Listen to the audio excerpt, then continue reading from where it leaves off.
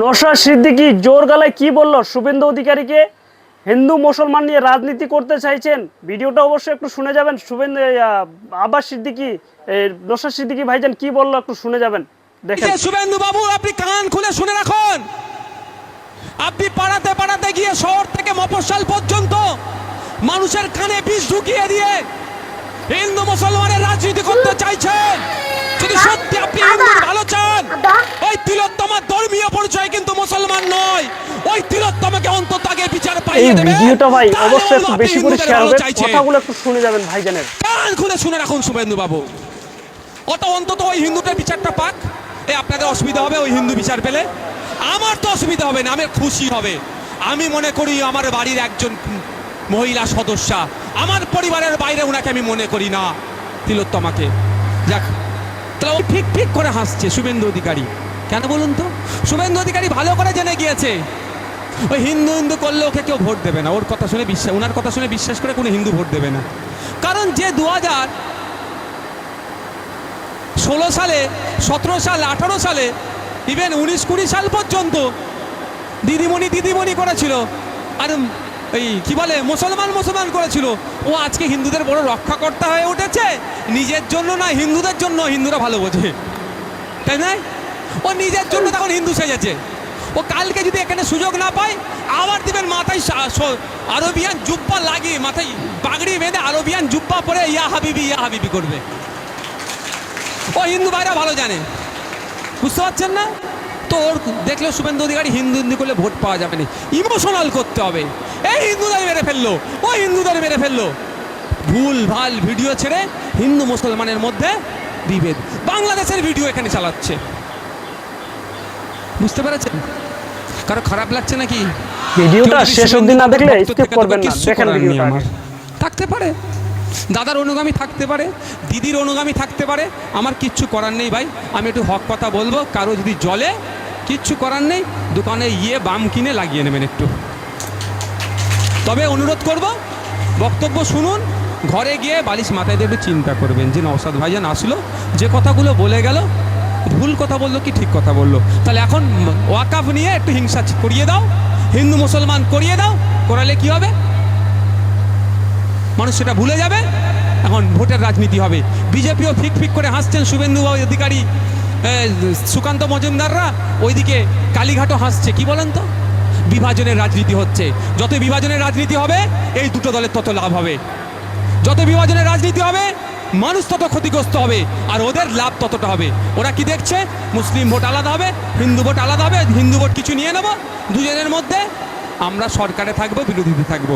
যতই অন্যায় করবো, চুরি ডাকাতি যাই করবো, আমাদের হয়ে বলার লোক পাবো না। এইটা তো ধান্দা ওদের। এবার আপনারা হিন্দু মুসলমান ডিসাইড করুন, এদের নোংরামির জবাব দেবেন না আমাদের মাথায় হিন্দু মুসলমান ঢুকিয়ে দিচ্ছে ওইটা নিয়ে পড়ে থাকবেন। এটা আপনাদের। এখন আমি ভিডিওটা শেষ অবধি না দেখলে স্কিপ করবেন না, দেখেন ভিডিওটা ছেড়ে দেবো। আমরা ওয়াকাফ আইনের বিরোধিতা কেন করছি আগে জানতে হবে। ওয়াকাফ আইন যে নতুন করেছে অ্যামেন্ডমেন্ট, বেশ কিছু আইন করেছে যেটা সংবিধান বহির্ভূত। আর একটা কথা বলে দিই, ওয়াকাফের এই আন্দোলনটা শুধু মুসলমানের আন্দোলন নয়, এটা ধর্মীয় আন্দোলন নয়। এই আন্দোলনটা করতে হবে আর্থসামাজিকভাবে, রাজনৈতিকভাবে, ধর্মনিরপেক্ষতার সাথে এবং গণতান্ত্রিক প্রক্রিয়াতে। এটা মাথায় রাখবেন। বিজেপিও চাইছে, তৃণমূলও চাইছে এটা ধর্মীয় আন্দোলন হোক। এটা মুসলমানদের সমস্যা নয়। সমস্যা কোথায়? জমিগুলোতে নজর পড়েছে কেন্দ্র সরকারের। ওর বন্ধু শিল্পপতিদেরকে দিতে হবে, এমনিভাবে দিতে পারবে না। আইন করিয়ে ওদেরকে দাও। ঠিক যেভাবে 2023 সালে আদিবাসীদের হাতে থাকা জমি জঙ্গলের যে স্বাভাবিক অধিকার ছিল, ওখান থেকে জঙ্গলের অধিকার খর্ব করেছে 2023 সালে একটা আইন নিয়ে এসে। জঙ্গলটা কিছুটা পরিমাণ কমিয়ে দিচ্ছে, অনেক কটা অ্যামেন্ডমেন্ট। মানে ওখানে এই মোদিজির, এই শুভেন্দু অধিকারীদের দলের যে বন্ধুগুলো আছে, ওরা রিসর্ট বানাবে, আমোদ প্রমোদের জায়গা করবে। ওই জন্য ডেফিনেশন অফ ফরেস্ট যেটা ছিল সেগুলোতে কিছু চেঞ্জেস নিয়ে এসেছে। তো এখন নজর পড়েছে ভালো ভালো জায়গাতে। সেই জায়গাগুলো শেষ অবধি না দেখলে স্কিপ করবেন না, দেখেন ভিডিওটা। হিন্দু দেবত্ব সম্পত্তি আছে, গির্জার সম্পত্তি আছে, চার্চের সম্পত্তি আছে, গুরুদুয়ারার সম্পত্তি আছে। প্রথম কাটতে হবে কাকে? মুসলিমকে। বড় শক্তিটাকে আগে মাথায় একটা করো। হিন্দু ভাইদের হয়তো লাস্টে ধরবে, আমি বলে যাচ্ছি, কথা মিলিয়ে নেবেন। দেবত্ব সম্পত্তি এরা ছাড়বে না। তৃণমূল একটা চুনোপটি আঞ্চলিক দল, দেবত্ব সম্পত্তি যদি বিক্রি করে খেয়ে নিতে পারে, আপনি আমি কিচ্ছু করতে পারছি না ওদের, তাহলে বিজেপি একটা দেশ চালাচ্ছে, তারা ছেড়ে দেবে দেবত্ব সম্পত্তি?